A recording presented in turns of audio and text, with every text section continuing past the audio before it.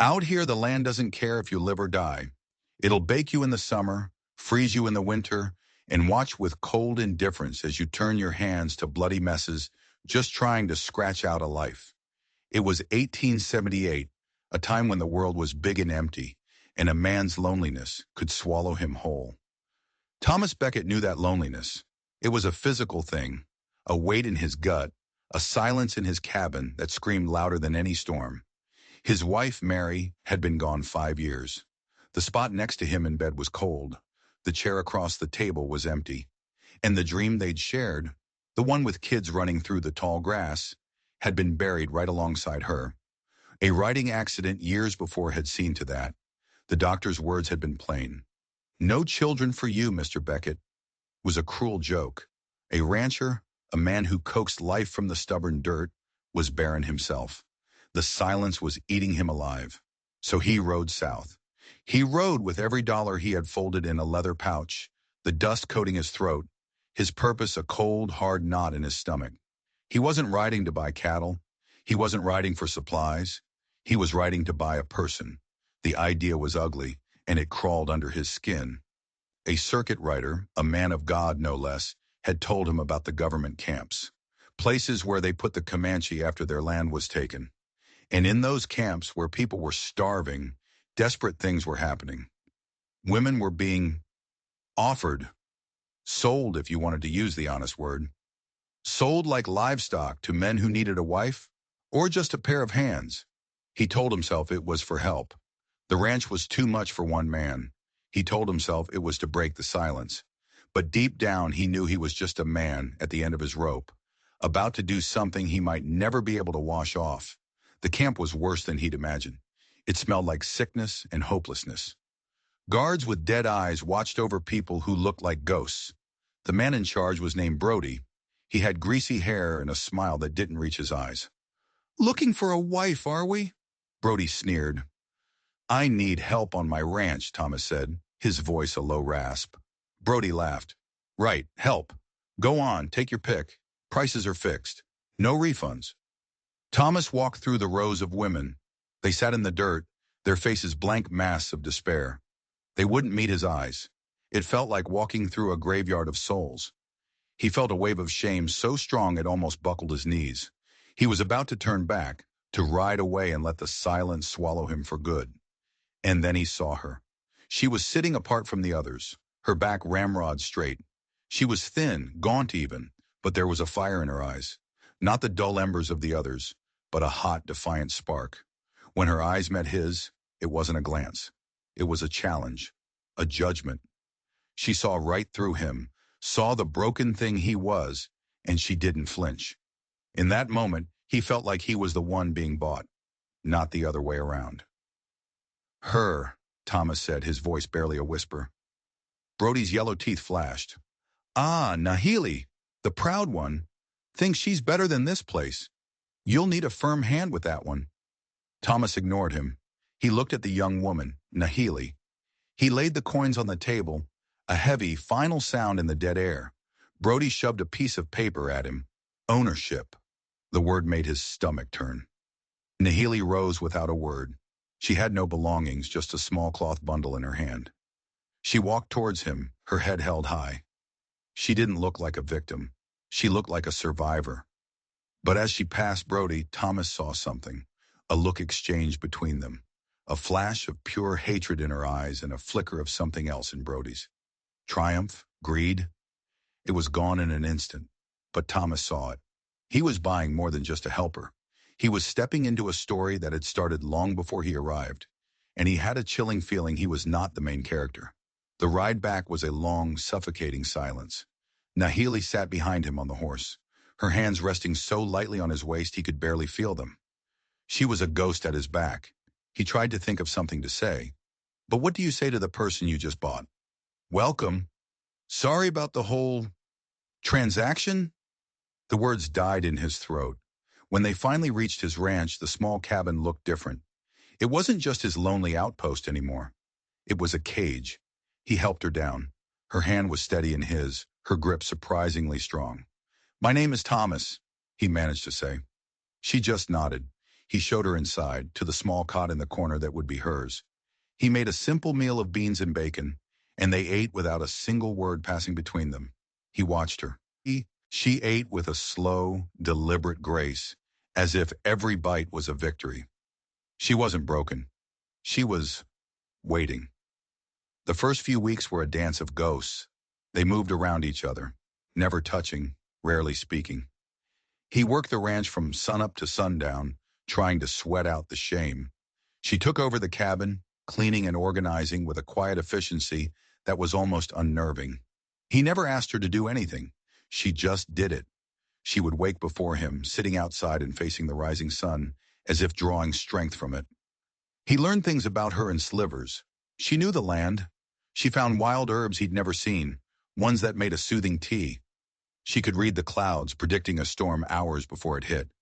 She moved like a whisper, her feet making no sound on the dry earth.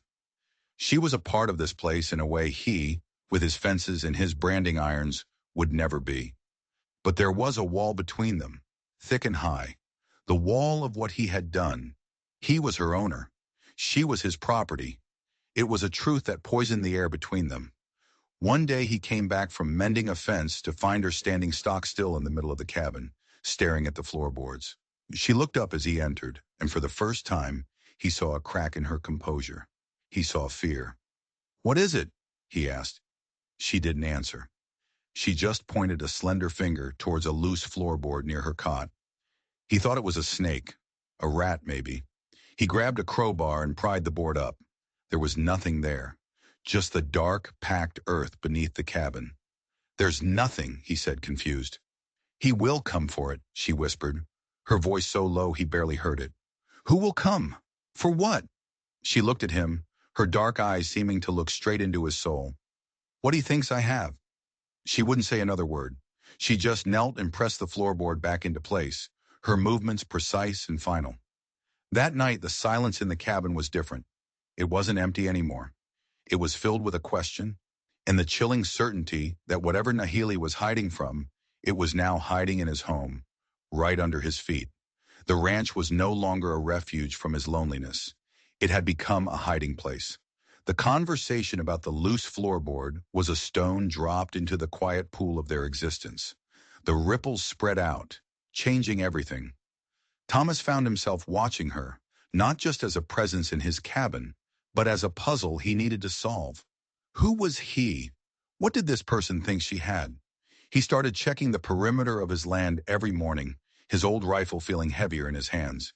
He was no longer just a rancher. He was a guard. He tried to ask her again a few days later. They were weeding the small garden she'd started, their hands in the dirt. "Nahili," he began, trying to keep his voice casual. "What you said about someone coming, you're safe here." She looked up from a stubborn root, her eyes unreadable. "No one is safe," she said, and it wasn't an accusation. It was a simple statement of fact, like saying the sky was blue. The finality of it shut him down. A strange kind of intimacy began to grow in the shared tension. It wasn't warmth, not yet. It was the bond of two people waiting for a threat they couldn't see. He started talking to her more, not about her past, but about the ranch, about the cattle, the seasons, the never-ending work. He was surprised to find she listened intently. More than listened, she understood. She pointed out a sick calf he'd missed. She showed him how to find a hidden spring on the far side of his property, a place that had always been bone dry. Her knowledge was deep, almost mystical. "How did you know the water was there?" he asked, genuinely stunned. "The land speaks," she said simply. "You just have to listen." He started listening, not just to the land, but to her. He learned that her family had been killed by the white man's sickness.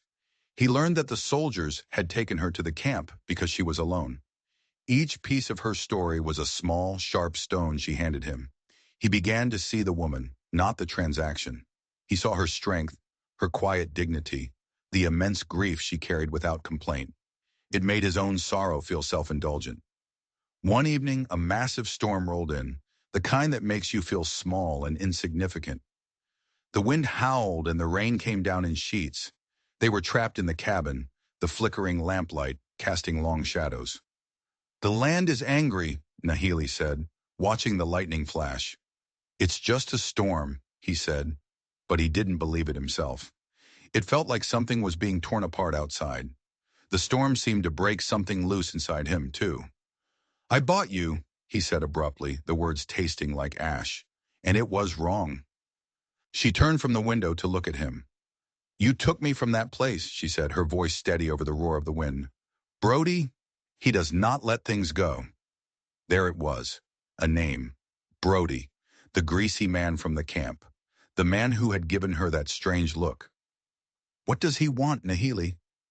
She hesitated for a long moment. Then she walked over to her cot, knelt, and pried up the same loose floorboard as before. This time she reached into the darkness and pulled out the small cloth bundle she'd arrived with. He'd assumed it was just a change of clothes, but it was too small, too compact. She slowly unwrapped it. Inside was not clothing, but a small, intricately carved wooden bird. It was beautiful, but it was just a piece of wood. "This?" he asked, confused. "This is what he wants?" "It is not what it is," she said, her fingers tracing the delicate lines of the carving. "It is what it represents." She looked up at him, and the fear was back in her eyes, sharp and clear. "It is a map." The wind shrieked outside, rattling the door in its frame. Thomas stared at the small bird in her hands. A map. A map that the man who sold people like cattle wanted back. A map that Nahili was willing to hide under the floor of a stranger's cabin. Suddenly, the storm outside felt like the safest place in the world. The real danger was right here, in this room, held in the palm of her hand. And it was a danger that Brody was going to come looking for. He hadn't just bought a helper. He'd bought himself a war, a map. The word hung in the air long after the storm passed. A simple wooden bird that pointed the way to something Brody wanted so badly he wouldn't let it go. Thomas felt a cold dread seep into his bones. His small, quiet ranch had become the center of a very dangerous secret. Every dust cloud on the horizon made his heart leap into his throat. Every unfamiliar sound at night had him reaching for his rifle. He tried to get more out of Nahili, but she closed up again, as if revealing the bird's purpose had cost her too much. She would only say, "It leads to a safe place. For my people." A place Brody clearly wanted for himself. The knowledge forged a new, unspoken pact between them. They were no longer just a rancher and his purchased help. They were co-conspirators. They were partners in a secret that could get them both killed. The work on the ranch continued, but it felt different now. Every task was a way to fortify their position. Mending a fence wasn't just about keeping cattle in, it was about keeping threats out. He taught her how to shoot the rifle, not just how to hold it, but how to load it, aim it, and clean it. She was a natural. Her hands were steady, her eyes sharp. There was a grim determination in the way she practiced that unnerved him. This wasn't a skill she was learning for sport. One afternoon, they were mending a fence on the farthest edge of his property. The sun was relentless. Thomas, lost in thought, swung his hammer clumsily and stumbled, a sharp, white-hot pain shooting through his calf. He swore and dropped to the ground, the muscle seized in a vicious cramp. Instantly, Nahili was beside him. Without a word, her strong, knowing fingers found the knotted muscle. Her touch was firm, not gentle, but incredibly precise. She worked the cramp out with a practiced skill that spoke of deep knowledge. As the pain subsided, he looked up at her, sweat beading on his brow. It was the first time she had touched him with purpose, with care. And in that moment, she wasn't some mysterious Comanche woman. She was just Nahili, a person who had helped him. "Thank you," he breathed. She simply nodded and handed him his water canteen. "Sun is too strong. We go back." As they walked back to the cabin, a new feeling was stirring in Thomas. It was more than just responsibility or curiosity. It was a flicker of something warm, a connection forged not in shame or fear, but in the shared work and the simple act of care she had shown him. He was starting to see the woman, not the bargain. He was starting to care what happened to her, beyond the trouble she had brought to his doorstep. The next time he went into Prosperity Creek for supplies, the feeling intensified. The town had always been a place of grim necessity, but now it felt actively hostile. The storekeeper, a man he'd known for years, gave him a hard look. "Still got that engine woman out at your place, Beckett?" he asked, his voice dripping with disapproval. Her name is Nahili, Thomas said, his own voice low and cold, and she's my partner. The word came out before he even thought about it. Partner. It felt right. It felt true, but it earned him a room full of suspicious glares. As he loaded his wagon, he saw a familiar figure leaning against the saloon wall, watching him with a greasy smile. Brody. He wasn't in his camp uniform. He was dressed like a drifter, a bottle of whiskey in his hand. But it was him. The sight of him sent a jolt of ice through Thomas's veins. Brody didn't approach him. He just watched, that predatory grin never leaving his face. He lifted his bottle in a mock toast before turning and disappearing into the saloon. The message was clear. I'm here, I'm watching, and I'm coming for what's mine. Thomas rode home faster than he ever had before, the dust from his wagon wheels a frantic cloud behind him. The fear was no longer a distant threat. It was here. It had a name and a greasy smile. When he burst into the cabin, Nahili took one look at his face and knew. He is here, she stated. It wasn't a question. In town, Thomas confirmed, his chest tight. He saw me. That night, neither of them slept.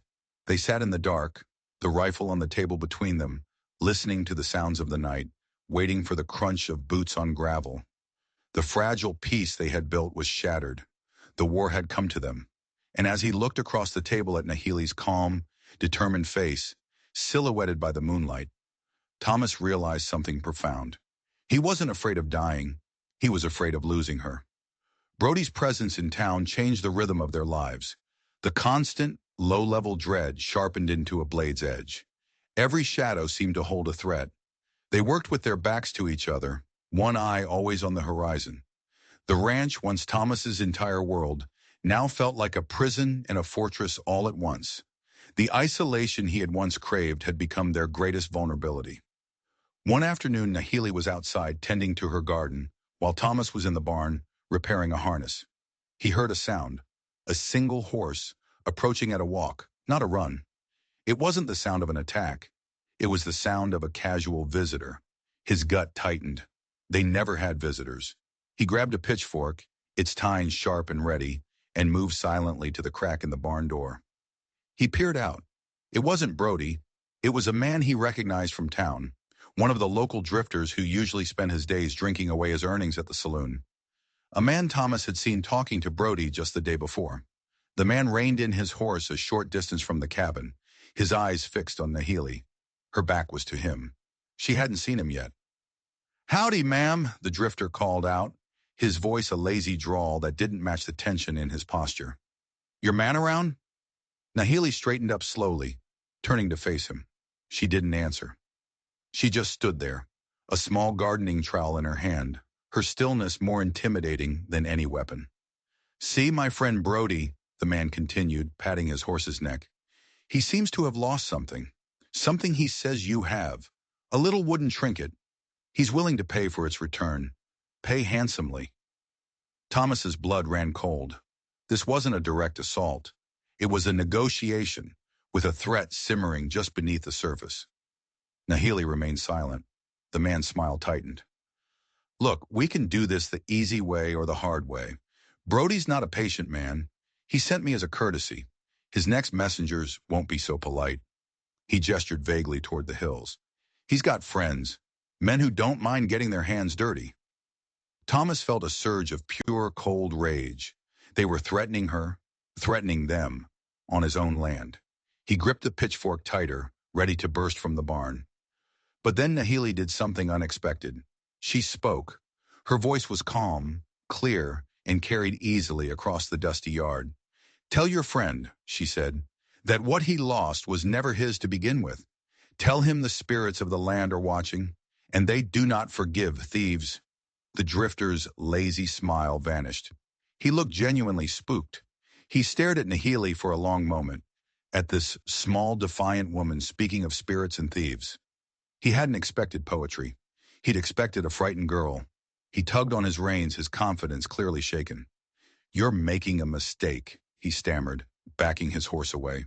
"A big mistake." He turned and galloped off, kicking up a cloud of dust. Thomas let out a breath he didn't realize he'd been holding. He walked out of the barn, the pitchfork still in his hand. Nihili was still standing there, watching the dust settle. "That was a brave thing to do," he said, his voice rough with emotion. She turned to him, and there was a flicker of a smile on her face, the first he had ever truly seen. "He was a weak man," she said, "sent to test us. The real threat is still coming." He knew she was right. This was just the opening move. Brody was testing their defenses, trying to spook them into giving up the map. But instead of fear, Thomas felt a strange sense of clarity. The lines were drawn. The enemy had shown his face. That night he found an old, dusty trunk in the corner of the cabin. It had been Mary's. He hadn't opened it since she died. It felt like a betrayal. But now something compelled him. He lifted the heavy lid. Inside, among folded linens and dried flowers, was a small leather-bound journal. Mary's handwriting filled the pages. He sat down at the table, his hands trembling slightly, and began to read. He thought he would be reading about their shared dreams, about her quiet life. But he was wrong. Mary had a secret. Page after page described her trips, not to Prosperity Creek, but to the north, to hidden encampments of displaced natives. She had been secretly bringing them food, medicine, blankets. She wrote about their plight, their stolen lands, their dignity. She condemned the government camps, calling them places of death. And then he saw it, a name mentioned several times. A wise Comanche woman she had befriended, a woman who had taught her about herbs in the land, a woman named Tona, Nihili's mother. He looked up from the journal, his mind reeling. Mary had known Nihili's family, and there was more. On the last page, written in a shaky hand just weeks before she died, was a chilling entry. "Met a man today, Brody. He works for the government, overseeing the new camps. He was asking questions about the Comanche, about their sacred places. There is a darkness in his eyes." Agreed. He spoke of a map, a guide to a hidden valley the tribe calls the place of whispering waters. He believes it holds gold. I pray he never finds it. Thomas stared at the page, the words blurring. It all clicked into place. This wasn't a new fight. It was an old one. Brody had been hunting for this map for years. Mary had known about it. She had been trying to protect Nihili's people. And now, by a twist of fate he couldn't comprehend, that fight had become his. He looked over at Nihili, sleeping on her cot, the carved bird tucked safely away. He hadn't just bought a woman who held a secret. He had brought home the last piece of a puzzle his own wife had died trying to protect. The revelation in Mary's journal changed the very ground beneath Thomas's feet. His grief, once a simple, heavy blanket of loss, was now shot through with threads of anger and a fierce protective duty. Mary hadn't just been his gentle wife. She had been a quiet warrior. And in her own way, she had passed her fight on to him. He showed the journal to Nihili the next morning. He watched her face as she read Mary's words, her fingers tracing the faded script. Her usual composure crumbled, just for a moment. A single tear traced a path through the dust on her cheek. "She knew my mother," Nihili whispered, looking up at him. "She was a good woman. Kind." "She was," Thomas agreed, his voice thick. "And she knew Brody. She knew what he was after." "The Whispering Waters," Nihili said, her gaze distant. "It is not a place of gold. It is a place of life. Hidden springs, fertile soil, a place where my people could start again. My father carved that map so we would always know the way home." Her voice hardened. "Brody believes the old stories. He thinks the glitter of mica in the stream beds is gold. His greed makes him blind." Now they understood. It wasn't just a map. It was the future of her people. And Brody's greed was going to tear their world apart to find it. The next attack wouldn't be a single, nervous messenger. It would be an army. They spent the next few days in a frenzy of preparation. It was no longer about simple defense. It was about survival. Thomas barricaded the windows, leaving only small slits to shoot through.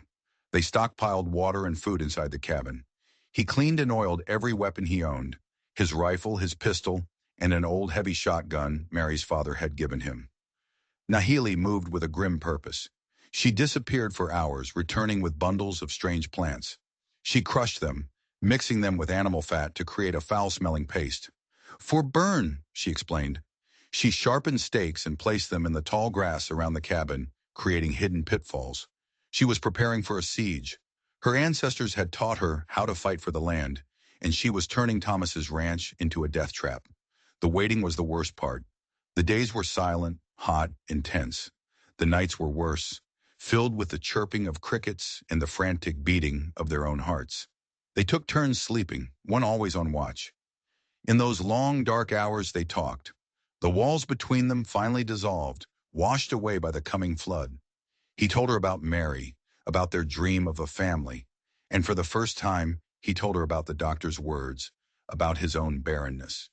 He spoke the shameful secret into the darkness, expecting pity. Instead, Nahili reached across the table and placed her hand on his. Her touch was warm, steady. "Life is given in many ways, Thomas," she said softly. "You have given me a home. You have given my people hope. This is also life. You are not barren." Her words were a balm on a wound he thought would never heal. In that moment, surrounded by the threat of violence and death, Thomas Becket felt a sense of peace he hadn't known in years. He was no longer the lonely, broken rancher. He was a man with a purpose, a partner, a defender. The attack came just before dawn on the third day. It wasn't the sound of horses this time. It was the eerie silence that preceded it. The crickets stopped chirping all at once. An unnatural stillness fell over the prairie. "They're here," Nahili whispered from the window. Thomas peered through his own slit. He could see them, dark shapes moving through the pre-dawn gloom. Not just a few men, at least a dozen, fanning out, encircling the cabin. Brody was with them, pointing, directing his hired thugs. They were moving slowly, cautiously, expecting a fight. They were going to get one. "Ready?" Thomas asked, his hand gripping his rifle. Nahili nodded, her own rifle already pressed to her shoulder, her aim steady. "Let them come closer." The first man hit one of Nahili's sharpened stakes. His scream cut through the silence, a gruesome sound that was quickly silenced.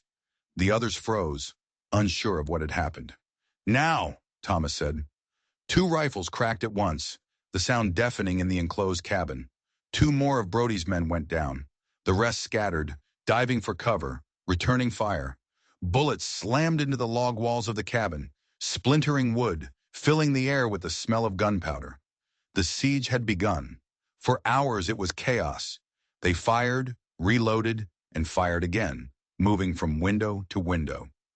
Nahili was a force of nature, calm, efficient, deadly. She moved with a grace that defied the violence around them, her shots finding their marks with chilling regularity. They were outnumbered, but the cabin was a fortress, and Nahili's traps had evened the odds. Then they heard a new sound, a crackling, and they smelled it. Smoke. "Fire!" Thomas yelled, his blood turning to ice. He looked out the back window. Two of Brody's men had crept up and thrown torches onto the barn roof. The dry timber went up like kindling. Brody wasn't just trying to flush them out anymore. He was trying to burn them off the land. The flames lit up the yard, casting flickering, demonic shadows. The heat was becoming intense. "He will burn the cabin next," Nahili said, her voice grim. "We cannot stay here." "There's nowhere to go," Thomas yelled back over the roar of the fire. "Yes, there is," she said, her eyes meeting his. They were filled with a desperate, brilliant idea. "He wants the map. He thinks it's in here. We give it to him." He stared at her, uncomprehending. "Give it to him? After all this?" "Not the map," she said, a fierce intelligence burning in her gaze. "The bird. He doesn't know the map is not the bird itself. It's a key. It only works if you know how to read the stars with it." She grabbed his arm. "We run, not away. We lead him." "Lead him where?" "To the whispering water," she said. "He wants a trap. We will lead him into ours." It was insane. It was suicide. But as he looked at the flames devouring his barn, the life he had built, he knew she was right. Staying here meant death.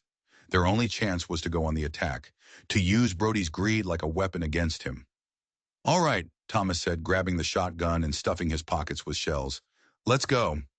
Nahili ran to her cot, pulled the wooden bird from its hiding place, and shoved it into her waistband.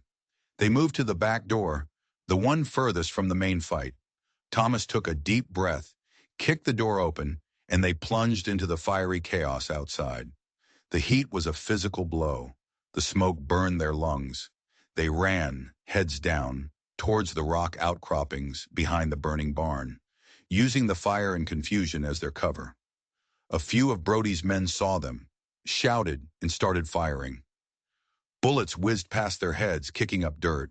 They scrambled into the rocks, gasping for air, hearts hammering. Below them, their home was an inferno. The life Thomas had known was gone, turned to ash and smoke. But as he looked at Nahili, her face smudged with soot, her eyes blazing with defiance, he knew his life wasn't over. It had just begun. "He will follow," she said, reloading her rifle. "I know," Thomas replied, checking his own. They were no longer defending. They were hunting, and they were leading a greedy monster into a sacred place, a place he was not meant to be. The land would be their weapon, and they would get justice, not with a judge and a jury, but with sky, stone, and the spirit of the whispering waters. The chase was a desperate, brutal affair. For 2 days they moved through the harsh, unforgiving landscape, with Brody and his remaining men hot on their heels. Nahili was their guide. She moved with a purpose that seemed to come from the earth itself, leading them through hidden canyons and over rocky mesas that Thomas, despite living here for years, never knew existed. She wasn't just following a map in her memory. She was a part of the land, and it was protecting her. Their new life was stripped down to the bare essentials: run, hide, find water, and survive. They shared the last of their dried jerky, drank from the hidden seeps Nahili found, and slept in short, fitful bursts in the shadow of boulders. The fear and adrenaline created a powerful, unbreakable bond between them. He saw her not just as strong, but as brilliant. Her traps weren't just pits and stakes anymore. She used the land itself, setting rock slides with a carefully placed nudge, leading Brody's men into thickets of thorny brush that tore at their clothes and morale. Thomas, in turn, became the guardian. He watched their back trail, his senses honed to a razor's edge. He learned to distinguish the sound of a dislodged pebble from the step of a pursuing man. He was no longer a rancher playing at being a fighter. He was a survivor, his stoic nature hardened into a core of pure steel. They were a perfect team, her knowledge and his resolve, moving as one. On the evening of the second day, they reached a high ridge. Below them, nestled in a deep, lush canyon, was a sight that took Thomas's breath away. A hidden valley, green and alive, with waterfalls cascading down mossy cliffs into crystal-clear pools. The Whispering Waters. It was a paradise hidden in the middle of a wasteland. "We are here," Nahili whispered, her voice filled with reverence. But their arrival was not unnoticed.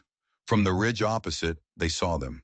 Brody and his 5 remaining men, exhausted, ragged, but driven by a feverish greed now that their prize was in sight. "This is where it ends," Thomas said, his hand resting on the stock of his rifle. "Yes," Nahili agreed, "but not the way he thinks." She pointed toward the mouth of the canyon. "There is only one way in. He will follow us down. He believes we are trapped." She looked at him, her eyes dark and serious. "My people are waiting." Thomas stared at her. "Your people? I thought—" "Most are gone," she said, a flicker of pain in her eyes. "But not all. I sent a smoke signal 2 days ago. An old signal. They know I have come home, and they know I have brought enemies with me." The final piece of the puzzle clicked into place. Nahili hadn't been leading Brody into a trap of their making. She had been leading him into her trap. She was not just a survivor, she was a leader, bringing justice to her family's doorstep. They scrambled down the treacherous path into the canyon, making their descent look desperate and clumsy. They let Brody see them, let him think they were cornered. They took cover behind a series of large water-worn boulders near the canyon floor. They could hear Brody and his men making their way down, their voices echoing off the canyon walls, triumphant and cruel. "Now we see who gets the gold," Brody shouted, his laughter a profane sound in this sacred place. Thomas and Nahili waited, their backs pressed against the cool stone. They were out of traps, low on ammunition, and this was the end of the line. All they had left was their courage and Nahili's faith. Brody and his men reached the bottom, spreading out, their guns raised. They were just 50 yards away. Nowhere left to run, Beckett, Brody snarled. Give me the map and I might let you live. Thomas raised his rifle, ready to make his last stand, but Nahili put a hand on his arm. Wait, she whispered. And then it happened. It started as a whisper, a shift in the air. From the cliffs above, from the trees, from the shadows between the rocks, figures emerged. Silent, painted faces, armed with bows and rifles. At least 20 of them. Comanche warriors materializing from the landscape as if they were spirits of the canyon itself. They had Brody and his men surrounded. Brody froze, his greedy smile collapsing into a mask of pure terror. His men looked around wildly, dropping their weapons in shock and fear. They were trapped, utterly and completely. Nahili stepped out from behind the boulder, her head held high. She was no longer a refugee, a purchased woman. She was a chief, a leader of her people, returned home. She spoke, her voice ringing with authority, not in English, but in the powerful, flowing language of the Comanche. The warriors closed in. The justice of the whispering waters was swift and absolute. Brody and his men were stripped of their weapons and possessions. Their fate would be decided by the people they had tried to destroy. Thomas watched not with triumph, but with a profound sense of awe. This was not his victory. He had simply been a witness, a helper. This was Nahili's victory. This was her justice. Later, as the sun set, casting a golden light over the peaceful valley, Nahili came to him. She was surrounded by her people, but her eyes sought him out. You are safe now, he said. We are safe, she corrected him, taking his hand. This is my home, and I want it to be yours too. He looked at the ashes of his old life, a life of silent grief and lonely work. And then he looked at this vibrant, hidden paradise and the incredible woman standing before him. He had ridden south, seeking an end to his silence, and had found a purpose he never could have imagined.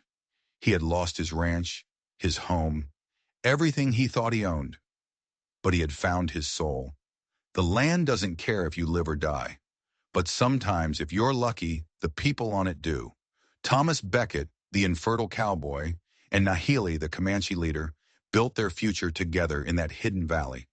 They took the broken pieces of their pasts, and with courage and a love born from fire and loyalty, they created a new life, a new family, a new hope in the heart of the whispering waters. Their story became a legend, a testament to the fact that sometimes the greatest treasures aren't gold, but the bonds we forge in the darkest of times. If you enjoyed this story and you believe in the power of resilience and unexpected love, do me a favor and hit that subscribe button. And let me know in the comments, what do you think true justice looks like? Thanks for watching.